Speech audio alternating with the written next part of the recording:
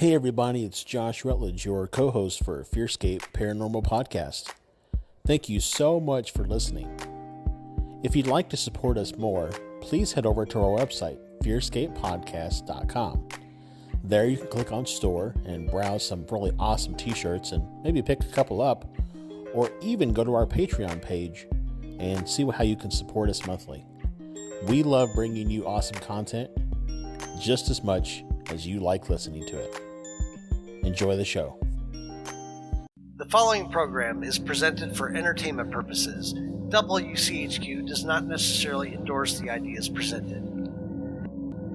FearScape is a program that explores the legends and lore around many creepy and scary things. Information is researched and presented in an entertainment fashion and is presented based off of what we found. Legends have a way of changing over time, so beware.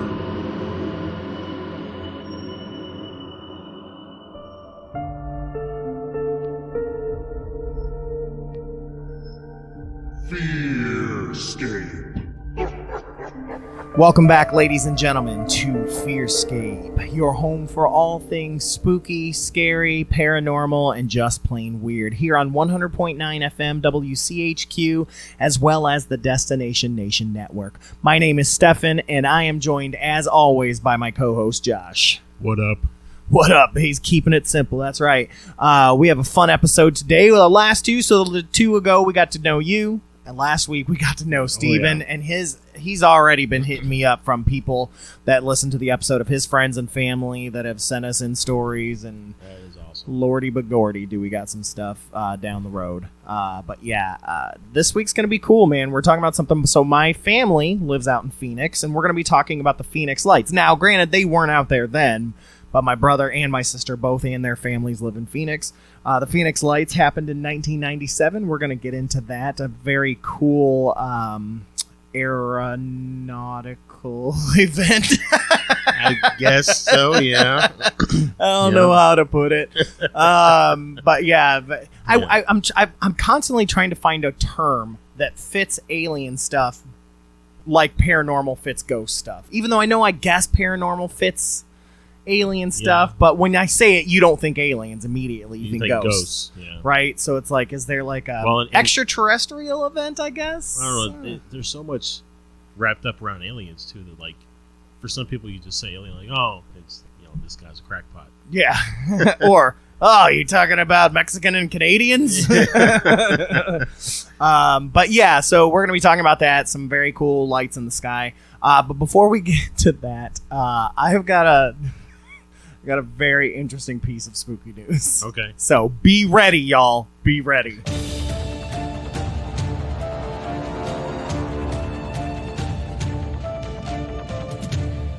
All right, I will pre-warn you again. Be ready, because you need to be ready. Because what I have here is that aliens are to invade Earth. It was set between 2017 and 2020, so we've got only a few months left that this is supposed to happen. And this is according to the Book of Revelations and Nostradamus. So according to those books, and this is off of a very website called News. Hold on, that's weird. News Intact is what it is, and so .com. So anyways, yeah, according to the Book of Revelations and Nostradamus, Earth is about to be attacked by aliens in the near future. A YouTube video presumably managed to decipher the predictions and the prophecies conveyed by Nostradamus and the Book of Revelations. The video comes up with a strong theory that both of them were right in their predictions. According to psychic T. Chase, owner of the channel Revelation13.net, these events are unfolding. The channel also claimed that Russian President Vladimir Putin is doing his best to start World War III. So according to this guy, this is going to take place between the years of 2017 and 2020. So this news article just got hip to this YouTube video. Aliens will come to our planet led by the second coming of Christ.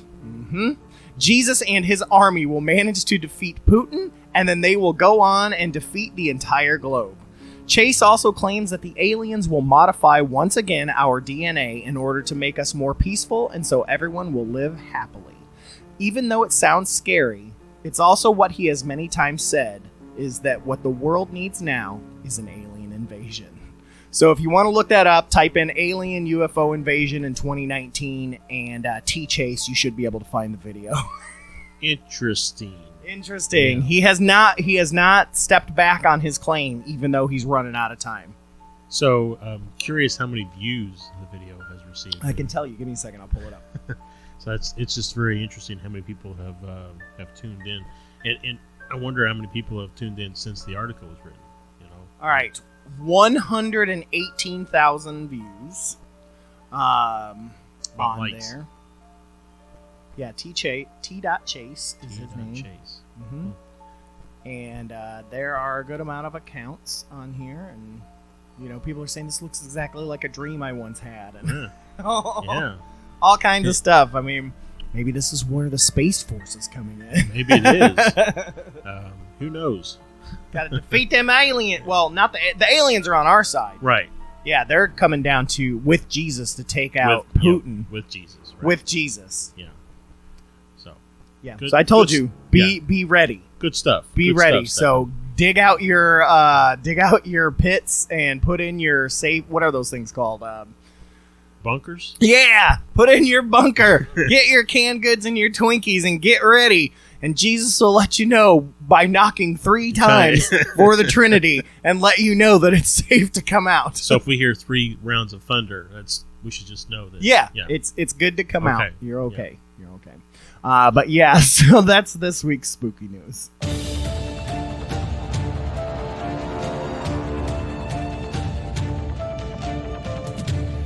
Ooh, I told you it was a doozy. It was a doozy. There's some crazy stuff out there, but it's all crazy until it happens. Yeah, until it happens. Right? Yeah, precisely. Christ comes down in a motorcycle with a bandana. He's got all these aliens. I mean, we're like, well, I'll be. Yep. Well, I'll be. So I had an interesting week. Had some creepy catch up myself.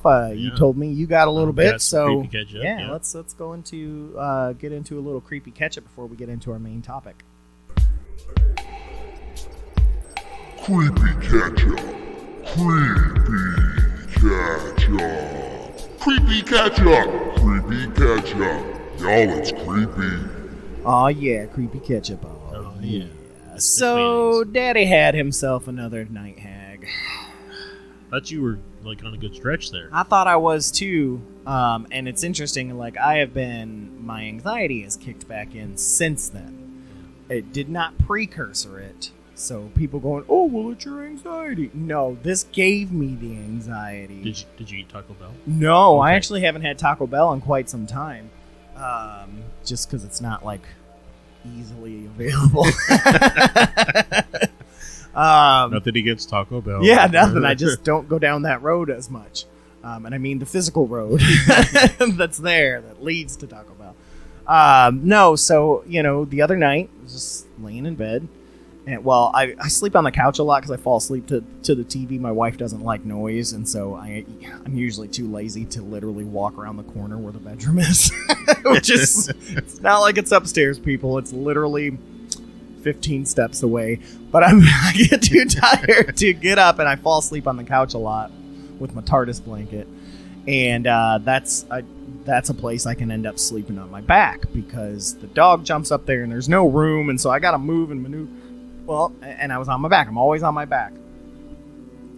And I wake up and I just feel hot breath against my face. And I'm like, what? And so I'm thinking it's the dog. But yeah, but he doesn't sleep up there. He sleeps down at my feet. And so I can't move, of course. So I lower my eyes and I look down and I can see him down at my feet. And I kind of do this swipe to the right of oh God, what is it? And I can only see a piece of it, but it's just this one eyeball staring back at me in this black form, and I can just feel and hear the breath against my face, and it's molten lava hot. It's just so hot, and I can't move, and I'm like, oh God, and then my eyes lock eye with this thing, and I'm just freaking out, and I just turn and look at the dog, and I'm like, no, I'm trying so hard to get my dog up, who probably would have just ran, And as always, just the only thing you can do is just try to move or try to fall back asleep. And so I tried to move. I took everything in me and I got my foot to kick, and it kind of woke up the rest of my body. Nothing there. Nothing there. So that really stressed me out, because I'm like, were you whispering something in my ear? Was that what was happening? The whole night hag thing just is very intriguing to me. I mean, just do they live in the space in between awake and sleep? Right. Yeah. And so when that's kind of where you are. You're in the space in between awake and sleep, and so that's where they live. Yeah, it's interesting. There's a new series on Netflix. I don't remember what the name of it is. I apologize. I only watched the first 2 episodes. But it's how our brains work, or how we live, or it has to do with the mind, because the first one was about dreams. And it didn't get into Night Hag, but it did just talk about dreams in general, scientifically speaking. And it was really, really interesting to learn about, people what happens to the brain when people can lucid dream, and how that changes how the frontal lobe gets activated, and just different stuff like that. And that really intrigued me. It was really interesting. Second episode was on anxiety, so I was like, those two fit perfect for me. But yeah, it was really good. Whatever it is, it just came out, so it's on the main menu. I highly recommend checking it out. Yeah. So yeah, that was my spooky ookie creepy catch up for the week. So what say you, Mr. Routledge? So in my first, introductory episode, I gave some details about some experiences that I've had.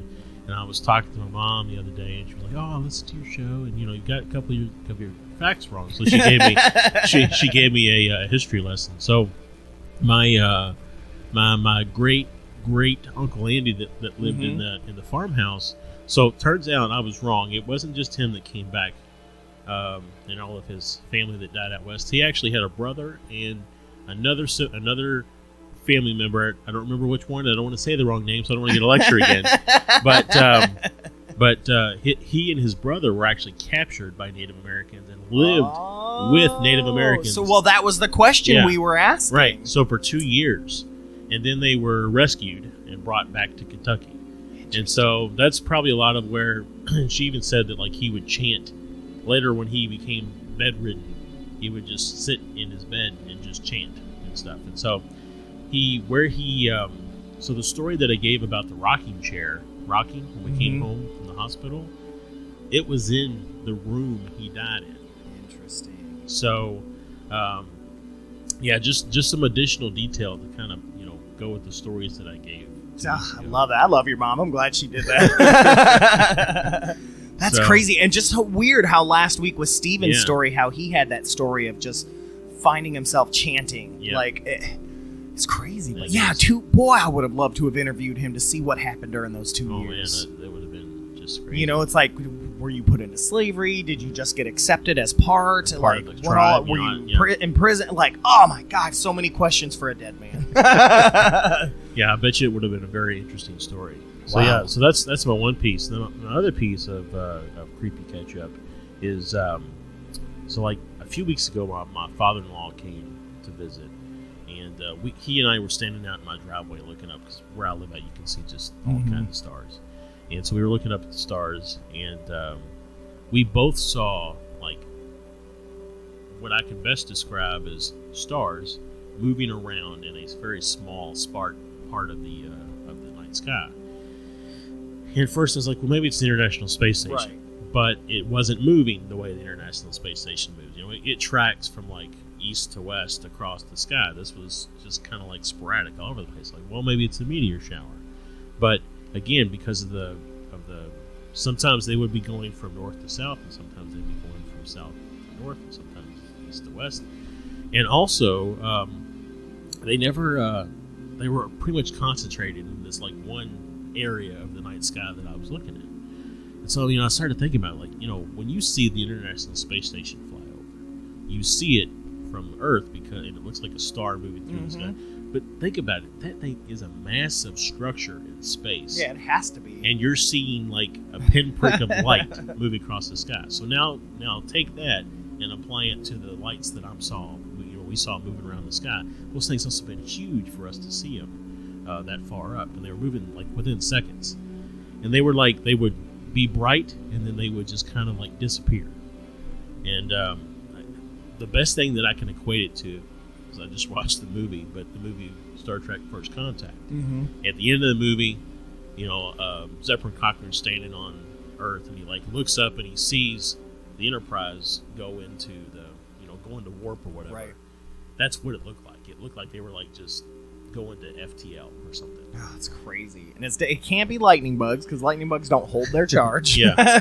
Well, this is like, I mean, it was too high up for any airplane that I know of that can get that high up. It could be obviously some government Sure. that we don't know about yet, right? Right. I mean, the whole stealth plane back in the 70s, the Black Hawk. Stealth bomber. No, the other one. Oh, the other one. It's the like sling, yeah. streamline. But anyways, you used to do all those maneuvers and stuff, and nobody knew about it until a lot later. So, it's very possible, but it just was very neat. Now, fast forward to a couple of days ago, NASA announces that the Hubble telescope has identified that there's an Earth-like planet in the habitable zone of a star that's 124 light years away. It's part of the Leo constellation. Well, I remember that night when all this was happening, I pulled up an app on my phone called Sky Safari to see what stars were up there. The star that was in the vicinity was Regulus, which is a part of the Leo constellation. Ha! Interesting. So it's just all kind of really interesting there. Yeah. I mean, who knows? Yeah. Who knows? Who knows? I just think back to Howard the Duck. And that it's coming, they got that beam coming, and the monsters are coming. They're coming because it's almost 2020, That's right. and the aliens are coming, Yeah. and you seen them. Now, is it 2020 by our calendar or the Mayan calendar? That's a good question. That's a good question, too. Because the Mayan calendar ended, so. Yeah. Too little, too late. Too little, too late. All right, let's get out of Creepy Catch-Up. Creepy Catch-Up. Creepy Catch-Up. Creepy Catch-Up. Y'all, it's creepy. All right. So let's move right in. We're going to be talking about the Phoenix Lights. Looks like we've got some information from one of our favorite websites, MUFON. Yeah. Which I absolutely adore. Yeah. But yeah, what do you got for us? Yeah. So first of all, MUFON. This whole article that I found was just so much detail. I'm not going to sit here and read everybody this 18-page article, but do want to kind of highlight some of the key things. So, Phoenix Lights took place in March 13th, 1997, over a course of 3 hours and 300 miles. Now, I have to ask you, Stefan, because as I'm sure you've read through the research that I've done building up to this episode, but think about before that. What did you know of the Phoenix Lights before that? Before that, I know a movie came out a couple years ago, and of course, I'm always looking up stuff. And there was a show on History Channel, the UFO Hunters or whatever they are. Yeah. They covered it on an episode, so that's essentially what I knew. So, I mean, I knew that I had heard of this thing called the Phoenix Lights. Yeah, and I knew a bunch of people have seen it. And like the article goes on to say that like thousands of people gave witness testimony to this thing that occurred. I mean, it is just really crazy that this thing happened over this 3-hour period of time and 300 miles. Right. So it's called the Phoenix Lights, but it hit pretty much all of Arizona, right? And some of Nevada and Mexico. And like they went ahead and there's like some video footage of everything. And I've seen some of it. It seems to kind of disappear like behind a mountain range that's out there. Yeah. And I mean it is great. So what's really funny is there's actually 2 distinct events that happened. Really? On the night of the 1997. But the second one was dismissed by the United States Air Force. Of course. Right, well. I mean, what's really funny is they didn't take a chance or an opportunity to dismiss the first one. It's like, well, the second one we know. Yeah. The first one was like, well... Yeah, the second one was probably them trying to check it out.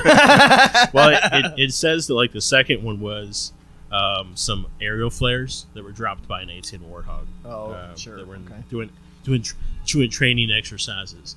How come they always do training exercises in like the middle of the night. Yeah, right after a big UFO sighting. Right, exactly. I'm just, why wasn't it they were doing like a weather balloon release or something, Right. So what kind of things did they see? So I've got a couple of some eyewitness testimony here, so I am going to read through a couple of those, and this is some really interesting stuff. So this first one here is from a gentleman named John Kaiser.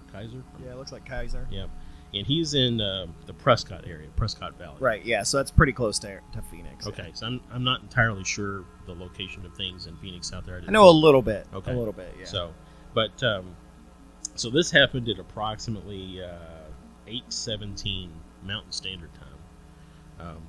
Don't know what that equates to in Eastern. I think it's 2 hours behind us. 2 hours. Yeah. Yeah. So anyway, so John Kaiser was standing outside with his wife and sons in Prescott Valley when they noticed a cluster of lights to the northwest of their position. The lights formed a triangular pattern, but all of them appeared to be red, except the light at the nose of the object, which was distinctly white.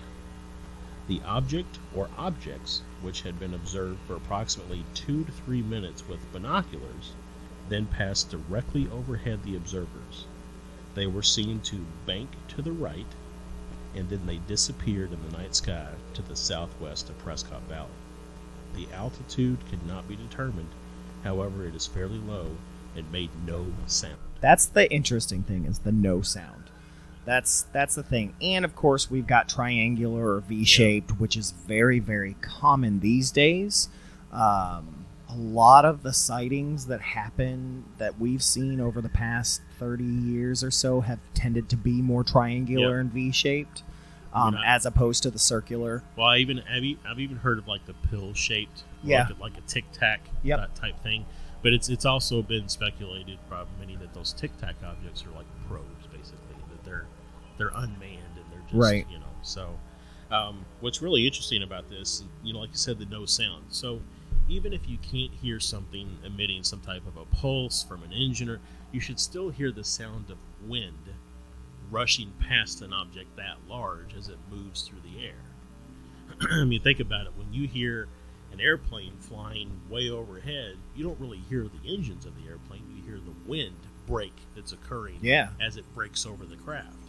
So the fact that it emitted zero sound, but I mean, how? What kind of technology exists that you're dampening the sound of windbreak as it moves through the air?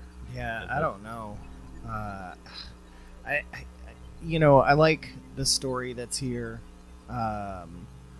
from the police officer. Oh, yeah. Yeah, so we've got an unidentified former police officer from Paulden, Arizona, who claimed he also saw this after leaving his house.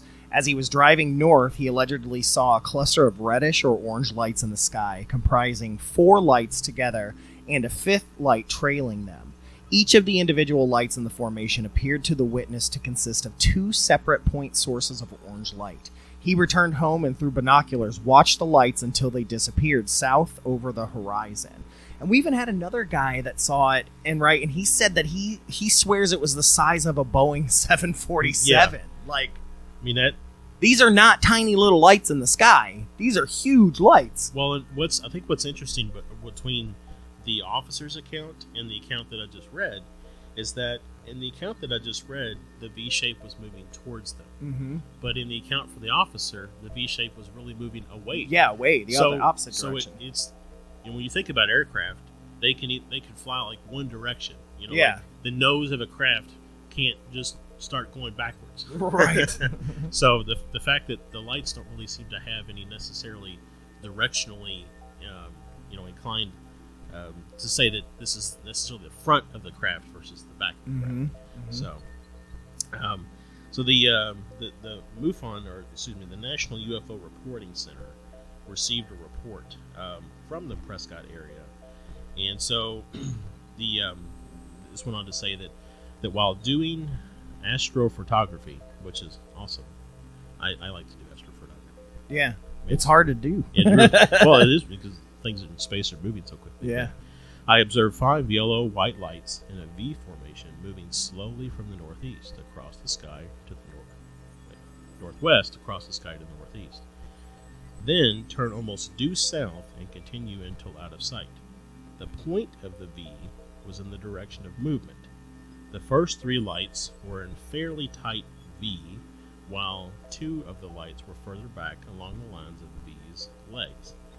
During the northwest to northeast transit, one of the trailing lights moved up and joined the 3 and then dropped back to the trailing position.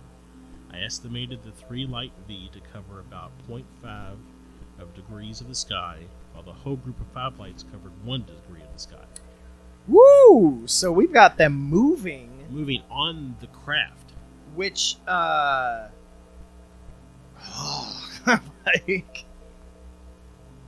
So it's like, I don't know, it almost begs the question, is it one craft? Right, that's what I was thinking. Or is it 5 distinct crafts flying in formation? Or are they linked together somehow. You know, like Legos, essentially. Or freaking Voltron. Yeah, there's actually 5 lions Yeah. in this guy. Yeah. But yeah, it's like, are they linked up? Are they flying in formation? Yeah. Or is it just so far outside of our realm of what we understand? Is it like the Trinity, so to speak? Is it 5 that is actually just 1, but it is actually 5? Like, right, or do they all work together to fly the craft? Right. In synchronous. So yeah, I've got another eyewitness testimony here. This took place in the town of Dewey, which is 10 miles east of Prescott. So from there, oddly enough, we're getting very close to Snowflake, Arizona, where Fire in the Sky took place. Oh, wow. That movie horrified me. Yes. Yes. We covered it on this many ages ago on the podcast. Yeah. We covered the Fire in the Travis Walton experience. Yeah. But yeah, it's not. That was in the 70s, right? Yeah, That's it's when in the place. 70s. And it's not far from Phoenix. I think when I was in Phoenix, I thought about driving out there. I think it's like maybe a 2-hour drive. Okay. So it's east of Phoenix, which we're getting a lot closer now. Right. Well, and it seems funny that in not just this story, but in a lot of UFO sighting stories that I've seen that happened in that area out there, like Arizona and New Mexico and things. It seems like they're all drawn to like mountain ranges. Yeah. So it's just, is there a base or something? Right. Yeah. Is there bases? That's always. It's that same thing with the Taos Hum. It's like, right. Is there some sort of base in there? What is it? So. Yes. But so anyways, we got the town of Dewey, which it says here is 10 miles east of Prescott, Arizona. Again, the 2 previous stories took place in Prescott. 6 people saw a large cluster of lights while driving northbound on Highway 69. So 6 more are gathered. Aliens are there. Yeah, so aliens. All right, so we've got Tim Lay and and his wife Bobby, his son Hal, anyways, and his grandson Damien. I'd like to make a point of reference here. I don't know why you would name a child Damien, but I always laugh at that now. But it was a classic name before the movie. Yeah. But I think it's a great name. It's like we've got a friend of ours who has a really good friend of his whose first name is Adolf, because at the time that there was nothing wrong with having a name Adolf. And it's sadly Lucifer is a really pretty name. It's sad that it can't be used. Yeah. Yeah. So. All right, so they first saw the lights when they were above Prescott Valley, about 65 miles away from them. At first, they appeared to them as 5 separate and distinct lights in an arc shape, like they were on top of a balloon. But they soon realized the lights appeared to be moving towards them. Over the next 10 or so minutes, they appeared to be coming closer, and the distance between the lights increased, and they took on the shape of an upside-down V. So I'm supposed to stop. So again, it's in all of these accounts, the V is in like a different orientation. Mm-hmm. So again, it kind of like to your point about can our brains just not fathom? Right? Is the craft like liquid? or something, Right. and the lights are just kind of floating within this kind of liquidy craft. So it's just interesting that of all these accounts, the V is in a different orientation. Yeah. So eventually, when the lights appeared to be a couple miles away, the witnesses could make out a shape that looked like a 60-degree carpenter square with the 5 lights set in it. So if you think about it, I don't know if you know what a carpenter square looks like. I do. It's basically, 2 sides of a square. That's why it's called a square. Once again, Jesus will be coming with the aliens. He was a carpenter. Yep. He's going to be flying a carpenter square. Done. We're done. We just solved it. We just solved life. So, but again, also the carpenter square, we think about it as also that kind of V shape. Mhm. So, all right. So let's see, coming. Okay, with 1 at the front and 2 on each side. Soon the object with the embedded lights appeared to be coming right down the street where they lived, about 100 to 150 feet above them. Traveling so slowly it appeared to hover, and it was silent. So there again, another report saying it's silent. Right. The object then seemed to pass over their heads and went through a V opening in the peaks of the mountain range towards Squaw Peak Mountain. Do you know Squaw? Mhm. Okay. And toward the direction of Phoenix Sky Harbor International Airport. Well, I mean, so Jesus, Essentially, it means it was moving from east to west. Yeah. Well, and I mean, I think Jesus needs to go through customs too. He does. He does. It's an international airport. He's from a different country, anyways. So If he's a refugee, Trump won't let him in. So again, I mean, it kind of, again, the kind of interest of the mountain range there. There seems to be kind of a common theme in a lot of these stories. The Squaw Peak Mountain International Airport. So witnesses in Glendale, a suburb northwest of Phoenix, saw the object pass overhead at an altitude high enough to become obscured by thin clouds. This was at approximately 8:30 to 8:45 Mountain Standard Time. So again, here we have.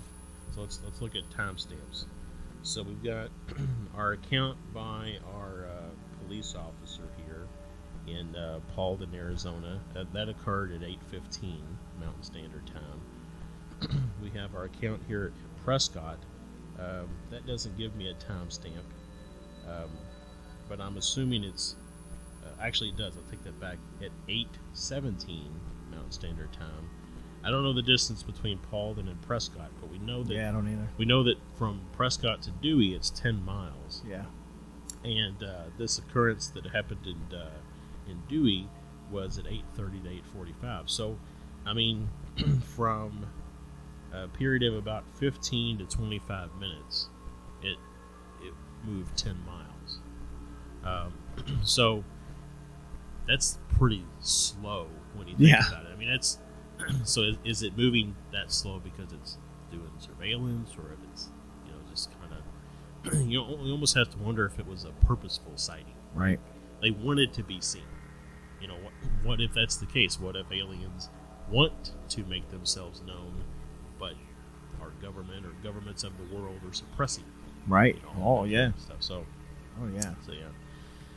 when the triangular formation entered the Phoenix area, Bill Greenier, a cement driver hauling a load down a mountain north of Phoenix, described the second group of lights. I'll never be the same. Before this, if anybody had told me they saw a UFO, I'd have said, yeah, and I believe in the Tooth Fairy.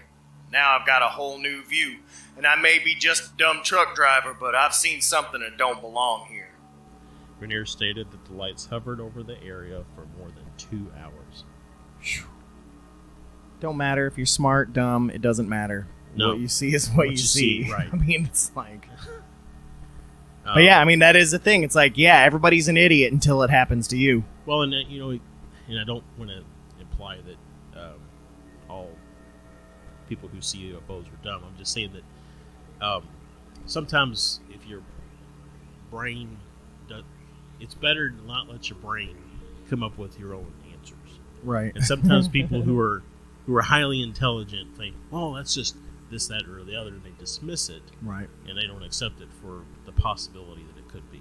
Well, that's my biggest issue with debunkers is they say, well, here's a possibility of why it's not real, so therefore it's not real. Well, I'm like, well, here's a possibility as to why it is real, so therefore, according to your logic, shouldn't it then be real? Right. I mean, you can't, until you can prove without a shadow of a doubt that it isn't real, then the possibility still exists that it can be. Exactly. Whatever. So, yeah. So, it's really interesting that the report, the repeat of the lights happened again in February of 2007. Really? In April of 2008. I did not know this. So I know thousands of people, of course, saw all these lights, and there are so many videos online of it. If you guys want to go look, just look up Phoenix Lights, and you will find a million people's camera. So much wasn't as much cell phone cameras because I think the iPhone just came out, but there's a lot of. No, that's 2007. So 97, yeah. So no phone footage. Yeah. I mean, this is like This camcorder. is like the guy with the quarter up on his shoulder. Yeah. He carries it around in a briefcase. They're running outside, yeah. They're grabbing, and there's quite a few of those. Plus news, there's news footage. News footage, and yeah. So what's interesting is, in both cases, in 2007 and in 2008, so in the 2007 one, it was actually recorded by a local Fox News station. But the Air Force came out really quick and say, hey, this is actually flares that were dropped. Oh, here we go again with the flares. These flares do some amazing things. I mean, I don't know why we don't use them for other stuff. I mean, maybe, guys, you shouldn't send out flares on the 10-year anniversary of the Phoenix Lights. Right. I mean, that is, are you just trying to play a prank on people or what? What's going on there? But how about you let the news know, hey, tonight, folks, we're going to be shooting flares. Right. So be on the lookout for that. Yeah, if you think that they're alien sighting, it's not. It's flares. It's flares. It's flares. So what's really interesting, though, I think, is that in all these cases, at least for the Phoenix Lights, where the Air Force tried to spin an ulterior story, it's flares. Like, they couldn't come up with anything. It's a weather balloon. Or 5 weather balloons. Or even just airplanes flying in formation. Yeah. That would just seem like the logical thing to say. Especially because flares sink. Right. I mean, now aerial flares are like rockets. I mean, they go up and they kind of will sit up there for a little while. Yeah, but they're not moving forward and then hovering over things and then moving back. Yeah, I mean, yeah. So yeah, the one that occurred in 2008. So this is again reported over North Phoenix. According to witnesses, the lights formed a vertical line, then spread apart, made a diamond shape. The lights. So would you say it shine bright like a diamond? No. The lights also formed a U shape at one time. Tell me they're what. Trying to spell something. Tell me what flares will form a diamond and then again form a U. I don't know. It's like a one-time thing. I mean, I've seen the fireworks that make the heart shapes, but it's like it explodes and it does that. Yeah, and then it's gone. It doesn't form a diamond and then explode again and form a U. Yeah, no. So the and this is like drones were not a thing. No, well, I mean, maybe in 2008. Even then, like early stages. Yeah, not like mass like it is today. No, I mean, you can't have.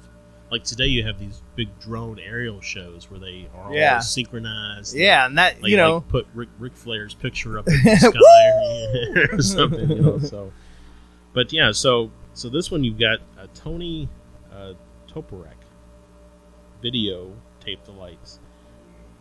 Yeah, we're in 2008 here, so this actually might be some smartphone. Yeah, for sure. Yeah, I mean, iPhone was definitely out. But. He was talking to neighbors at 8 p.m. when the lights appeared. He went and grabbed his camera to get a video of the lights. A Valley resident reported that shortly after the lights appeared, 3 jets were seen heading west in the direction of the lights. Mm-hmm. Now, to me, that doesn't mean that they're flares. That just means they going after them. We're responding, right? Yeah. I mean, there's something in our airspace. We're going to send up jets to find out what it is. An official from Luke Air Force Base denied any United States Air Force activity in the area. So they weren't our jets. They were other people's jets. Yeah. private jets. Yes. People have private F-16s. They were Putin's. He was getting ready for his attack in 2019. So, Air Jesus. So anyway, so they said, we didn't have anything up there. So on April 22nd, this is the day after, a resident of Phoenix told the newspaper that the lights were nothing more than his neighbor releasing helium balloons with flares attached. Oh, come on. Did he also have, like, remote control fans on these helium balloons? And Yeah. he could form them into a diamond, and then a U. I mean, come on. People, if you... I just think that if you believe in the potential explanation, in many cases, the potential explanation for what things are is more far-fetched than the possibility of it being. Yes. I mean, come on.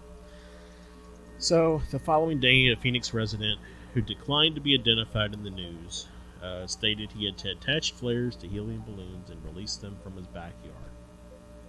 However, no name or pictures of the reported hoaxer were ever released, nor was anyone cited, ticketed, or charged for the supposed releasing of flares over a residential area that at that time was enduring a record. I was about to say, Phoenix and New Mexico and places like that are constantly on, hey, no making fires.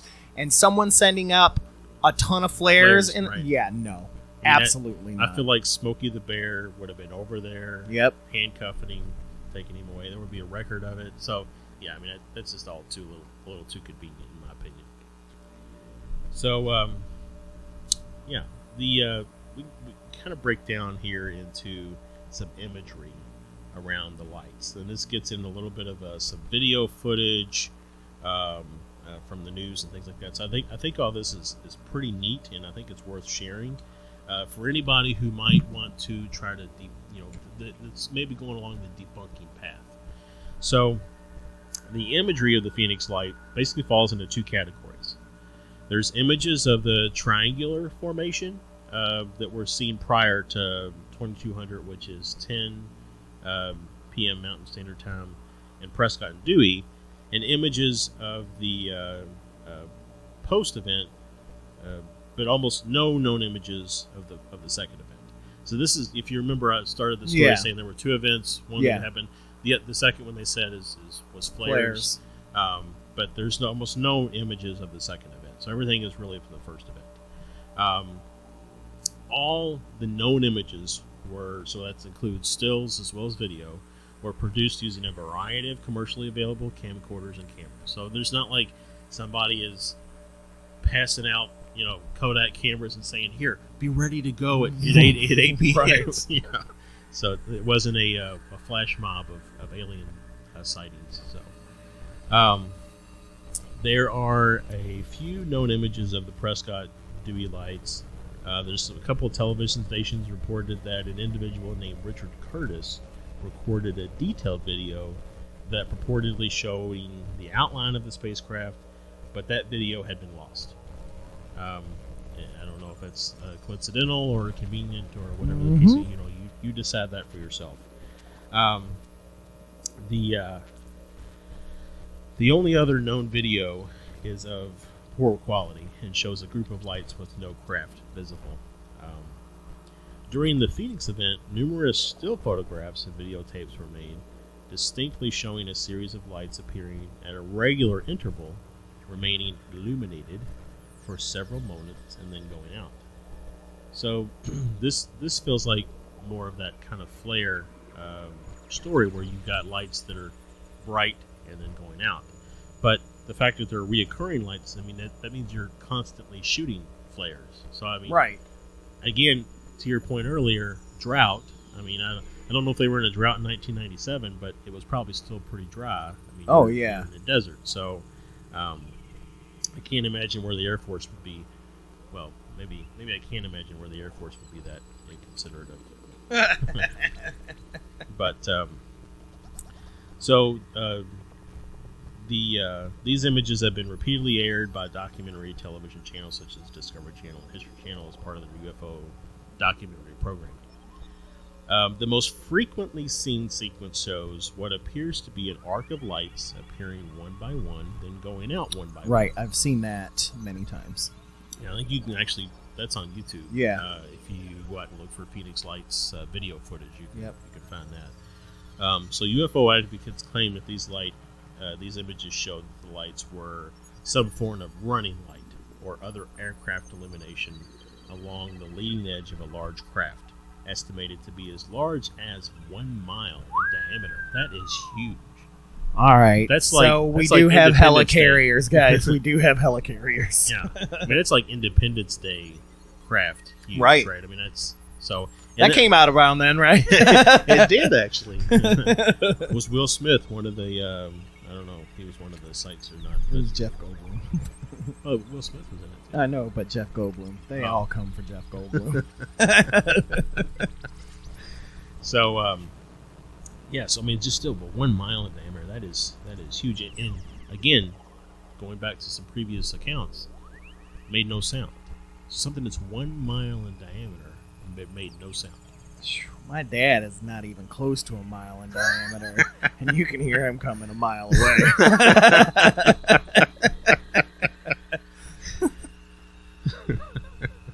You're going to get in trouble. So, other similar sequences reportedly taken over a half-hour period show different numbers of lights, the V, an arrowhead type shape. The key thing I want to call out here is that thousands of witnesses throughout Arizona also reported a silent, mile-wide V or boomerang-shaped craft with varying numbers of huge orbs. The fact that, I mean, so number one, if it said 10 people saw that, That's still a lot, but, incredible. but thousands of people. And they all reported a similar design, shape, and experience. And that mile wide. Like, that's what's incredible about it. I mean, that is a huge craft. I mean, it just... What I wonder, and I know no one was thinking at the time, but something a mile wide is pretty wide. And it's like, I wonder if they could see in between the lights. Like, could they see other stars? Oh, yeah. Was it kind of like transparent? Was it blocking out stars as it went moved? over? Was You like know, a those- shadow in the night sky. But I mean, it's, I would be more interested in the people not in Phoenix where there's city lights, but out. I mean, you don't have to go far. I mean, I remember going outside of Albuquerque, just outside of it, and I never saw so many stars in my whole life. I mean, when we went to Roswell and White Sands, we stopped on the side of the road on the way home because we stayed until it was evening. We're just in some back road in New Mexico, and I pulled over. There was a moonless night. I pulled over, and you literally could not see the hand in front of your face. Yeah. It was so dark. I really want to go to Death Valley. Yeah. Because it's one of those few places that you can see the center of the Milky Way galaxy. Yes. And so I'd love to go out there and take some pictures, and I've got a camera that I hook into my telescope. And I take That's pictures. awesome. So yeah, that's awesome. I should have got that out the other night when I was seeing those lights flying around. But anyway. Yeah. So yeah, again, so the first-hand witnesses consistently reported that the lights appeared as canisters of swimming light.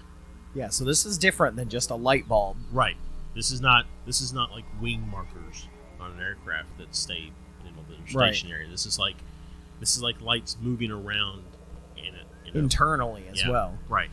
which it would be interesting to know if they could see, if there was more transparency to whatever medium they were moving within. Right. So the actually it looks like there's a message here, or a note here that says, while the underbelly of the craft was undulating, looking like looking through water. That's crazy. It's like the event horizon on the Stargate. Yeah. It's like kind of, then you got white orbs moving around in it. Yeah. But yet it still has a form, and it's a mile wide. Mile wide. So, yeah. So then you got this UFO advocate. That's the UFO. So UFO advocate, Jim Dilatoso. Yeah, there you go. Yeah, exactly.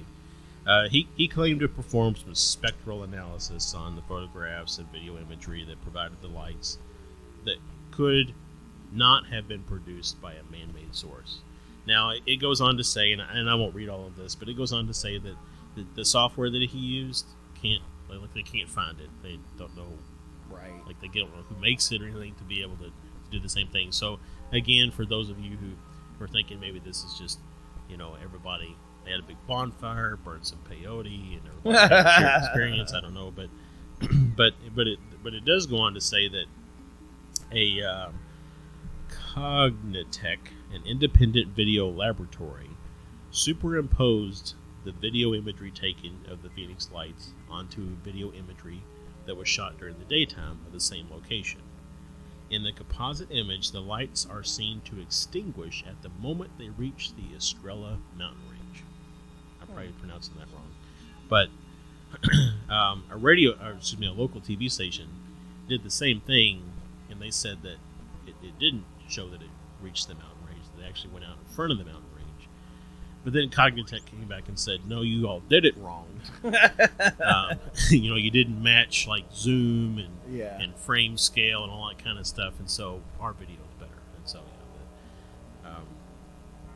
so, I've got some stuff here about wind direction. I'm not going to read all of it. So, the only thing I'll say here, and this is kind of the only, other than, of course, the Air Force, this is the only individual who's tried to release a statement to kind of debunk the experience. So, Mitch Stanley, an amateur astronomer, observed high-altitude lights flying in formation using a Dobsonian telescope, giving 43 times magnification. After observing the lights, he told his mother, who was present at the time, that the lights were aircraft. According to Stanley, the lights were quite clearly individual airplanes. A companion who was with him recalled asking Stanley at the time what the lights were, and he said planes. When Stanley first gave the account of his observation to the Discovery Channel town hall meeting with all the witnesses there, he was shouted down in his assertion that what he saw was what other witnesses saw. Some have claimed that Stanley was seeing the Maryland National Guard jets flying in formation during a routine training mission at the Barry M. Goldwater bombing range south of Phoenix. At night. It is possible that the Phoenix Lights V is actually a group of planes based on the explanation of a similar sighting in South Carolina. I just don't know. Well, and again, I go back to the excuse that the reason that was given by the Air Force. Here's let's say that there's these 5 planes that are out there flying around in formation. If that really is the case, why not use that as the explanation? Yeah, why not use that as the explanation? Right? Why go off on some weird it was flares story? Even if you found out after the fact that there was these 5 planes out there flying around, reverse your story. Say, actually, it wasn't flares; it was these 5 planes that were flying. So again, I think it's it's one individual against thousands. One individual looking through a telescope, by the way, against thousands of individuals who reportedly saw the same thing. So, let's see. Again, the second event, they talk a little bit about it here, but it was a set of 9 lights appearing to hover over the city of Phoenix at around 10 p.m. The second event was more thoroughly covered by the media, due in part to the numerous video images taken of the lights. This was also covered by numerous people who may have thought they were seeing the same lights as the earlier reports. But the U.S. Air Force explained the second event as slow-falling, long-burning illumination flares dropped by a flight of 4 A-10 Wardog aircraft on a training exercise at the Luke Air Force Base. And so they only do this training exercise once every 50 years, Yeah. or 10 apparently. Well, and I mean, I guess you can't really. What are you testing? Flares? I mean, I don't know. Yeah. I mean, you can't test those during the daytime, I guess. So I kind of and I pulled this out as some anecdotal. I kind of think this is funny. It's a little light on the whole thing. But shortly after the lights, Arizona Governor Fife Symington. So first of all, Fife. Just Barney Fife. We got you. Held a press conference stating that they found who was responsible. Oh, I've seen this footage. He proceeded to make light of the situation by bringing his aide on stage dressed as in an alien costume. And it really ticked people off. Yeah. He did not. I'm pretty sure he did not win after that because people were so mad because thousands of people saw this. Yeah, I mean, it's, He basically called his constituents idiots. Idiots, yeah. Yeah. I mean, I know he was just trying, in hindsight, he was just trying to be funny, and he thought he was making a joke, but yeah, I mean, the last thing you want to do is tell thousands of people who might vote for you that they're idiots. So, yeah. Exactly. So yeah, so that's about the gist of the lights. Knowing this new information, any thoughts? Dude, my thoughts are still the same. I still think it was something. That many people seeing it, and just like you said, if it was that easy, they would have just said that that's what it is. Right. And flares, unless they've got some technological flares that came out in 1997, I don't buy it. Yeah. I don't buy it. Now, am I to say it's aliens? Not necessarily. I mean, is it some sort of secret government thing? Some sort of government thing, like that they're not telling us about. Right, sure. But I mean, why would you fly something a mile wide over Phoenix? Right. Like, if you're going to do it, like, can we go to the Amazon where nobody's at? I mean, unless you're trying to, test some kind of new stealth technology. Sure. And you want to know if people can see it. But if you do that, you don't hang out for 3 hours. Yeah. When the first person reports it, you fly away and you try again another night. I mean, it's just it's very, very interesting and, still unsolved. Yeah, still unsolved. That's the big thing. And especially having sightings years later, I'm curious to see, like, if anything else pops up, especially since we only got a couple months left. Until they all get here. Right? Before the epic battle between Jesus and Putin takes place.